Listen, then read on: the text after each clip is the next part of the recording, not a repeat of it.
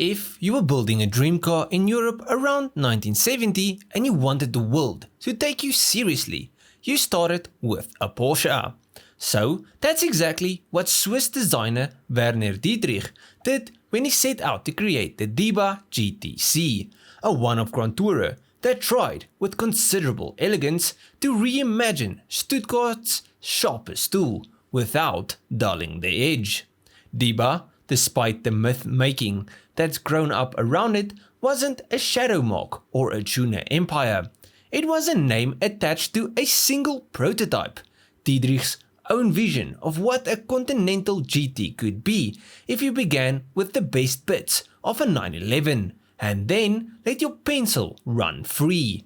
The year was 1970, the setting Switzerland, and the foundation was gold standard, a Porsche 911S chassis. That meant the good stuff lived underneath from day one. Proper suspension geometry, crisp responses, and the sort of packaging that only a rear-engine Porsche can pull off without embarrassment. Power came from the 911S's jewel of a motor, a rear-mounted air-cooled 2-litre flat 6. In period S-tune, it made around 160 horsepower, which was more than enough for a featherweight sports car, and crucially, the kind of rev-happy character that lets a bespoke GT feel alive at any speed. Drive was sent through one of Porsche's manual transaxles that Dietrich had to hand, so the whole experience still spoke fluent 911, even as the silhouette and detailing told a different story.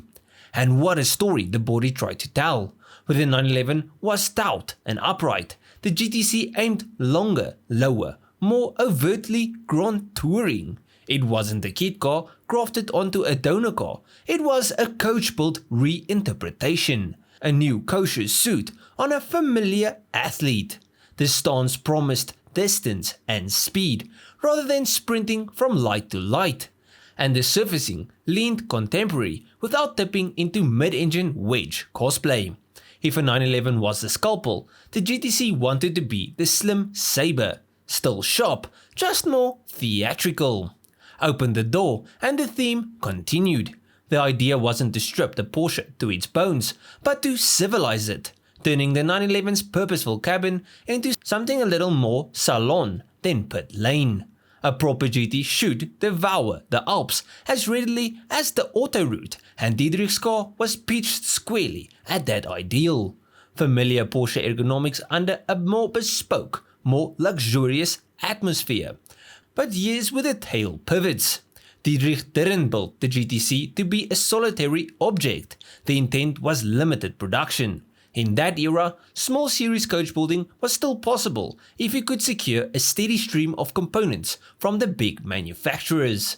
But Porsche's parts cupboard didn't open for outsiders on demand.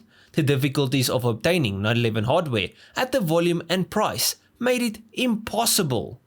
And without Porsche backing, the GTC remained what it is today, a prototype, singular by circumstance as much as by design. And it's worth pausing on just how Swiss the whole venture feels. This was the same little country that gave us Monteverdi and later Subaru. Engineering-minded individualists with a healthy disregard for the notion that only factory badges get to define what a performance car should be. The Diba GTC sits in that lineage, a meticulously executed what-if that kept Porsche's virtues but moved the aesthetic and the mission a click or two toward Grand Touring glamour. And because the bones were 911S, you can read the dynamic character without ever having driven it. The front end would be light but accurate. The rear would do that familiar dance between traction and rotation as the flat 6 came on song. The engine itself in 2-litre S-tune is a known delight, free revving, eager, and surprisingly tractable when you aren't wringing its neck. Paired to Porsche's manual box, it would have delivered that mix of mechanical intimacy and momentum driving that made early 911s so addictive. Only now you'd be doing it from the inside of a car that looked more at home on a coastal road than on the Rally Monte Carlo. What the GTC also showed, decades before Singer or the recent wave of coach-built 911 reimaginings is how elastic the 911 platform is. Change the dress, keep the heart, and you can aim the car at a completely different experience. Dietrich wasn't chasing lap times or Nürburgring headlines. He was chasing feel, drama, and distance. The touring half of Gran Turismo made literal. That it stayed a one-off isn't a failure of imagination, it's a collision with reality. Low volume production lives and dies by supply. Without Porsche willing or able to feed a trickle of engines and chassis into an independent pipeline, the spreadsheet stopped making sense. Add the period's tightening regulations and the cost of proper coachwork, and you have the recipe for a beautiful lone prototype and a very short order book. So the Diba GTC remains what it was in 1970, a Swiss one-off by Werner Dietrich, laid over a Porsche 911S chassis, powered by the 2-liter air-cooled flat 6 through a proper manual gearbox. Prototype, not production, a Grand Tourer in spirit and name.